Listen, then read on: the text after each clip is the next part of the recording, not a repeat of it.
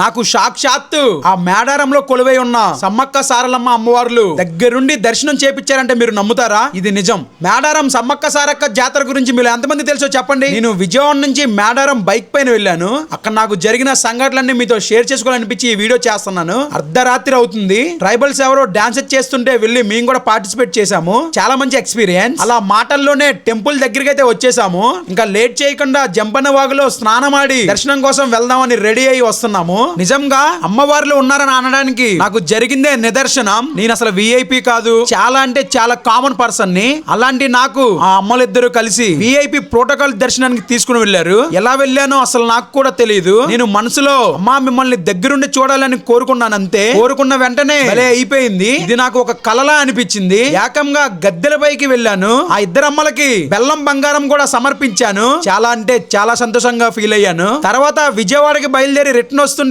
Bike driving లోనే తెలియగానే నిద్ర వచ్చేస్తుంది. బండి సడన్ గా రోడ్డు మీద ఆఫ్ రోడ్ లోకి వెళ్ళిపోయింది. ఎక్కడ పడుకోవాలన్నా దట్టమైన అడవి. చాలా అంటే చాలా భయం వేసింది. ఈ లోపు ఒక ముసలావిడ కనిపించి రానాయన మా ఇంట్లో పడుకో అని వాళ్ళ ఇల్లు ఇచ్చారు. ఆ టైంలో నాకు అమ్మవారే వచ్చారని అనిపించింది. అసలు మీరు నమ్ముతారో లేదో 24 గంటల్లో విజయవాడ నుంచి మేడారం వచ్చి దర్శనం చేసుకుని రిటర్న్ ఇంటికి కూడా క్షేమంగా వెళ్ళిపోయాం మేము. ఇలా జరగడం నాకు ఇది సెకండ్ టైం. మీకు ఎప్పుడైనా ఇలా జరిగితే కామెంట్ చేసేయండి.